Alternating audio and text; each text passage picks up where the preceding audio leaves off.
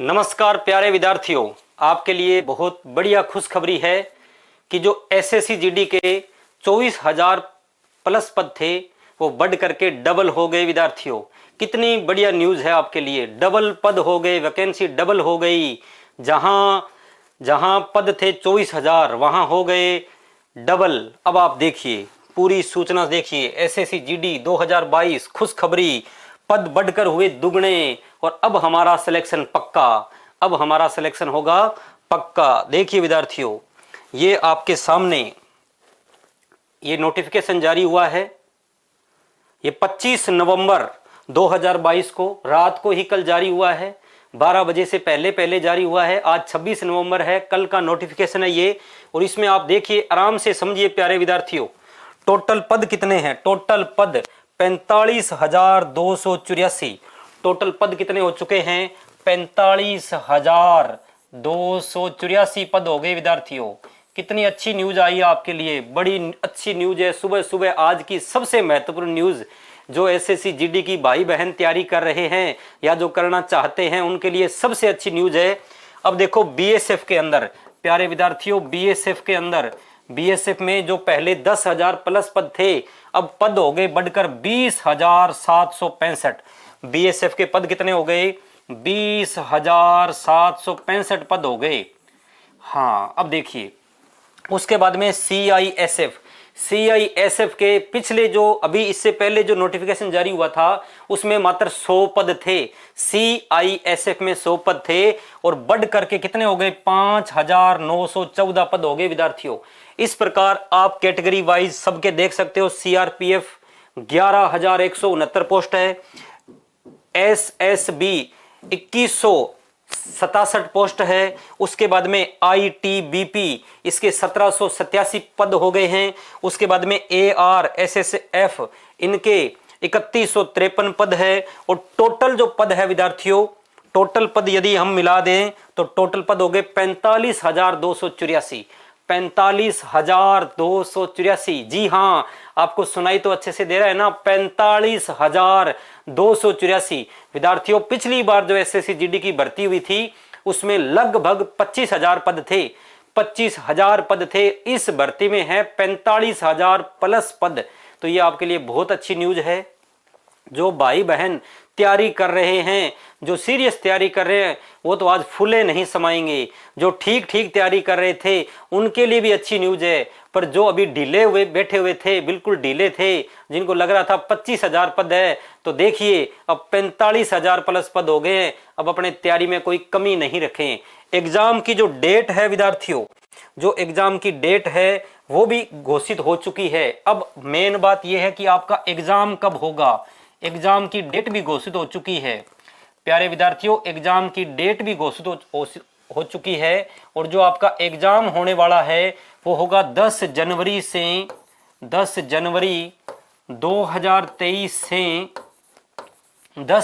2023 से 14 फरवरी को मनाया जाता है वैलेंटाइन डे। 10 जनवरी से 14 फरवरी 2023 तक आपके एग्जाम चलेंगे प्यारे विद्यार्थियों। एक दिन में 3 पेपर होंगे अलग अलग। आपका तो पेपर एक होगा लेकिन 3 पारियों में पेपर करवाए जाएंगे। तो 10 जनवरी से 2023 से जनवरी को 7 काउंट करें तो जनवरी में टोटल दिन होते हैं 31। 31 में 9 घटा दीजिए, कितने दिन हो गए? 22 दिन। 22 दिन तो जनवरी के और 14 दिन हो गए फरवरी के। टोटल विद्यार्थियों 36 दिन तक एग्जाम चलेंगे। हो सकता है आपका एग्जाम 10 जनवरी को हो जाए, हो सकता है आपका एग्जाम 14 फरवरी को हो। आ गया ना समझ में? टोटल 36 दिन एग्जाम चलेंगे। एक दिन के 3 पारियों में होंगे तो 36 का 3 से गुणा कर दीजिए। इतने तो टोटल पेपर होने वाले हैं। 36 दिन एग्जाम चलेंगे। तो आप ये मत सोचो कि आपका एग्जाम सबका 10 जनवरी को होगा, सबका नहीं होगा। कुछ का 10 जनवरी को, किसी का 11 को, किसी का 12 को। जो अंतिम विद्यार्थी जो एग्जाम देने वाला है उसका एग्जाम कब होगा? 14 फरवरी को होगा। तो ये देखो आपके पास आज कितने दिन पड़े हैं। अभी भी आज से हम काउंट करें और 10 जनवरी को एग्जाम माने तो भी हमारे पास कितने दिन हैं प्यारे विद्यार्थियों? आराम से समझे, आप आराम से समझे। आज तारीख हो गई है 26 नवंबर। आज संविधान दिवस भी है। 26 नवंबर है तो नवंबर के दिन कितने बचे? 4। दिसंबर के दिन कितने हैं? 31। और जनवरी के दिन कितने माने? 9। यदि आज के दिन को 7 गिने, नहीं गिने तो 9, 31, 40 और 4 44 दिन। आज वाला दिन 7 काउंट नहीं करें तो 44 दिन। यदि आज वाला डे 7 काउंट करें तो 5 दिन हो गए नवंबर के, ये 31 दिसंबर के, और ये 9 दिन जनवरी के, क्योंकि जिस विद्यार्थी का 10 जनवरी को एग्जाम है उनके पास जनवरी में दिन बचे 9, तो 9, 31, 40 और 5 45 दिन। आज वाला दिन 7 काउंट करें तो हमारे पास 45 दिन हैं उन विद्यार्थियों के लिए जिनका 10 जनवरी को एग्जाम है। पर लेकिन जिनका एग्जाम 14 फरवरी को होने वाला है उनके पास कितने दिन है सोच के देखो।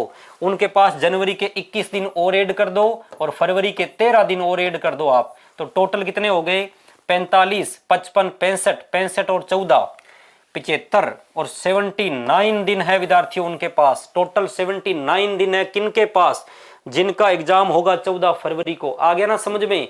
लेकिन आप ये मान के चलो कि यदि हम इस प्रकार तैयार रहें कि हमारा 10 जनवरी को भी एग्जाम हो तो भी हमें किसी प्रकार की कोई दिक्कत नहीं हो, तो भी हमारे पास 45 दिन हैं। अब परीक्षा का पैटर्न क्या है, किस प्रकार क्या चेंज किया है अब की बार, वो आप देखिए प्यारे विद्यार्थियों। अब की बार पहले एसएससी जीडी के अंदर 100 क्वेश्चन आते थे, 100 क्वेश्चन आते थे और टाइम कितना मिलता था, और जो हमें समय मिलता था वो मिलता था 90 मिनट। 100 पर्सन होते थे, 90 मिनट का समय था, यानी एक पर्सन के लिए हमें 54 सेकंड का समय मिलता था। एक क्वेश्चन के लिए 54 सेकंड का समय मिलता था विद्यार्थियों।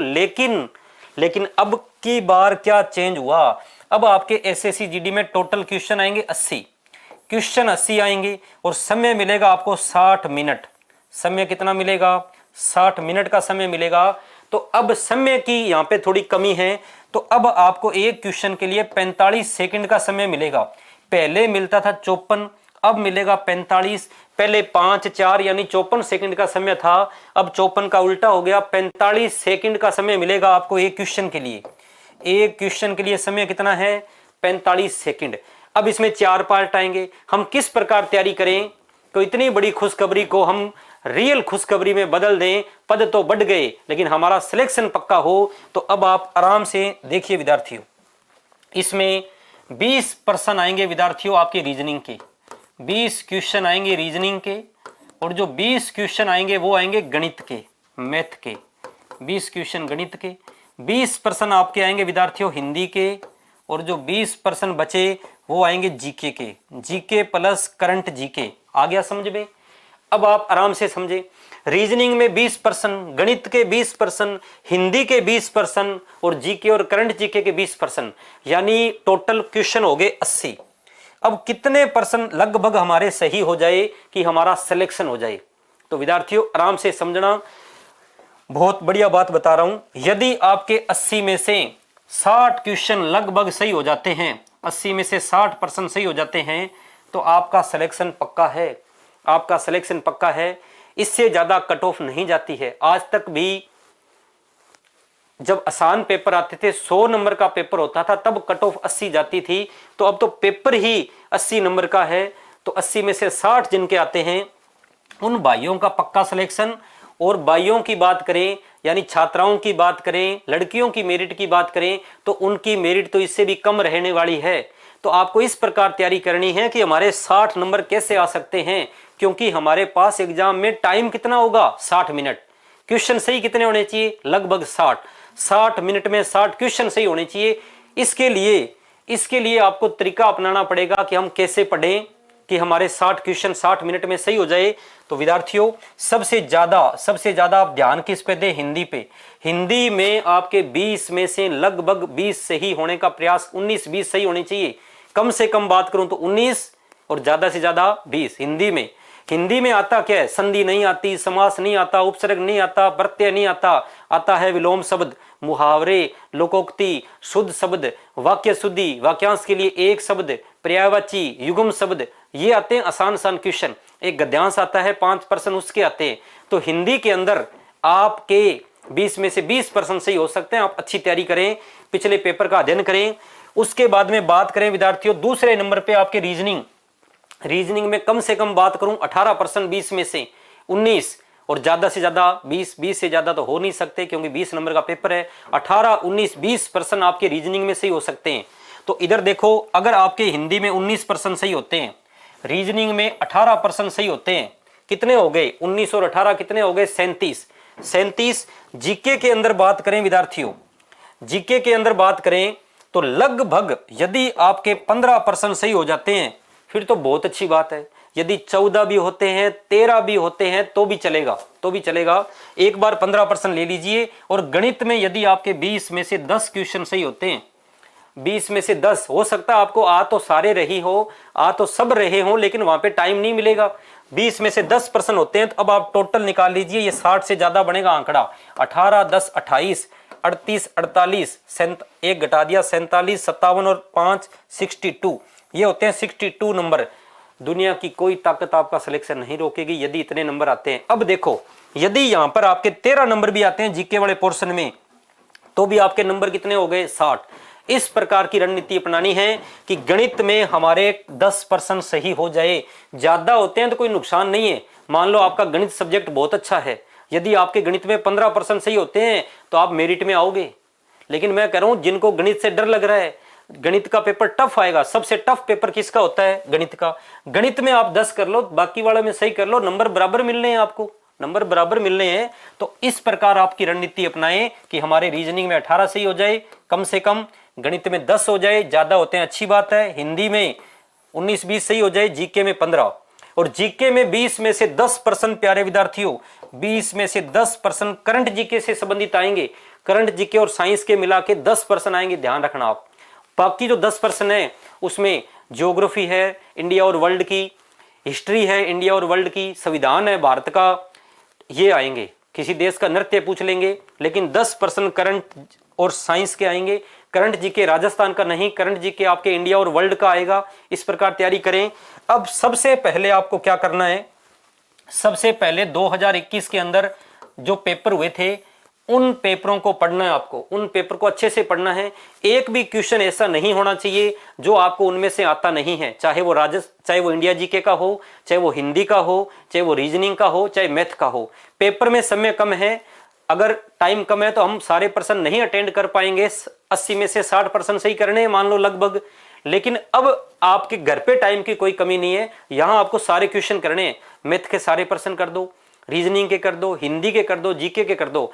और मैं आपको बताता हूं विद्यार्थियों, 50% क्वेश्चन रिपीट होते हैं, 50% क्वेश्चन रिपीट होंगे यदि आप एसएससी जीडी के सारे पेपर पढ़ देते हो। पिछले पेपर प्लस उससे पिछले पेपर और प्लस उससे पिछले पेपर की भी आपको गाइड मिल जाएगी। और मैं पीडीएफ पे भेज दूंगा, संकल्प क्लासेज बाड़मेर जो चैनल है उस पे पीडीएफ पर भी पेपर भेज दिए हैं, उपलब्ध करवा दिए गए हैं आपको। वहां पर भी आपको पेपर मिलेंगे, आप उनका प्रिंट आउट निकाल सकते हो। ये टोटल पेपर कितने हो गए 100 पेपर हो गए विद्यार्थियों।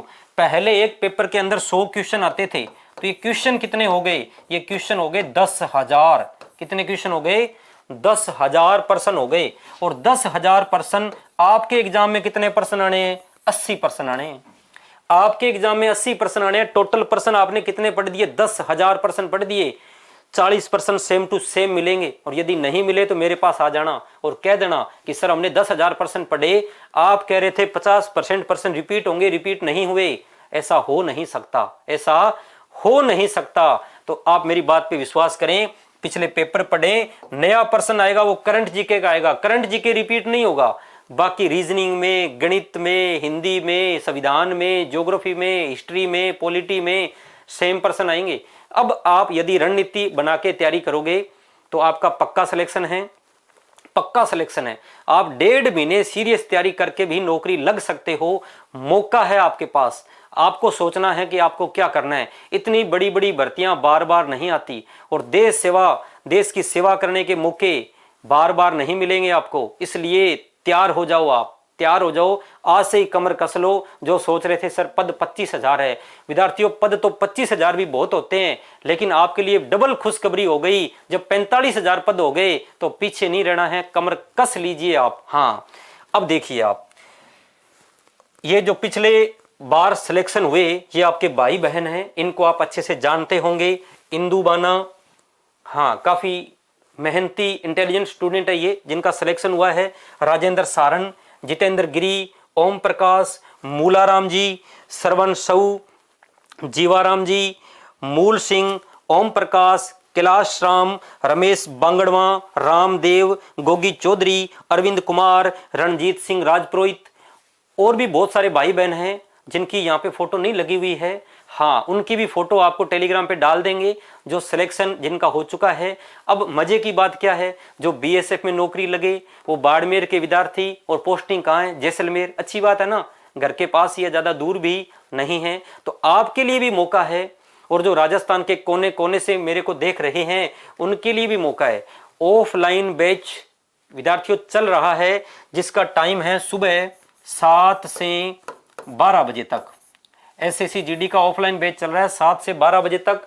और जो विद्यार्थी ऑफलाइन की रीस कोई उसका ऑप्शन नहीं होता, लेकिन जो ऑफलाइन नहीं आ सकते वो ऑनलाइन भी फायदा उठा सकते हैं। वो घर बैठे ऑनलाइन भी फायदा उठा सकते हैं। बिल्कुल नाम मात्र के शुल्क में आपका नौकरी लगने के बाद एक दिन का जो वेतन होगा ना, उतने चार्ज में एक दिन की सैलरी में आप ऑनलाइन कोर्स भी खरीद सकते हो। लेकिन मैं तो ये कहूंगा कि जो विद्यार्थी ऑफलाइन पढ़ सकता है उसकी कोई रीस नहीं है, तो आप ऑफलाइन अगर आपके पास टाइम है तो आप जरूर पढ़ें। और यदि आप ऑफलाइन नहीं पढ़ सकते हैं तो आप घर पे बैठ के भी तैयारी कर सकते हैं। जो रणनीति मैंने बताई है उस रणनीति को आप अपनाएं। आप घर पे बैठ के भी तैयारी करें, लेकिन तैयारी करें। वहां पे आपसे ये नहीं पूछा जाएगा कि आपने कहां से पढ़ा, किस कोचिंग से पढ़ा, किसने पढ़ाया, ये आपको पढ़ाया कि नहीं पढ़ाया। जो पेपर आएगा वो सिलेबस के अकॉर्डिंग आएगा, इसलिए आप तैयारी करें। अगर आप तैयारी करोगे तो जरूर आप मिठाई लेके आओगे। अपने फिर मिलेंगे और अगली बार आपकी फोटो यहां लगी होगी। इन्हीं दुआओं के साथ ईश्वर से कामना करता हूं कि अगली बार आपकी फोटो यहां लगी हो। जब दोबारा हम मिलें तो आपका सिलेक्शन होना चाहिए और यहां आपकी फोटो लगी हुई होनी चाहिए। अब आपसे मैं विदा लेता हूं, कमर कस लीजिए, अब की बार सिलेक्शन करवाना ही कराना है। राम राम।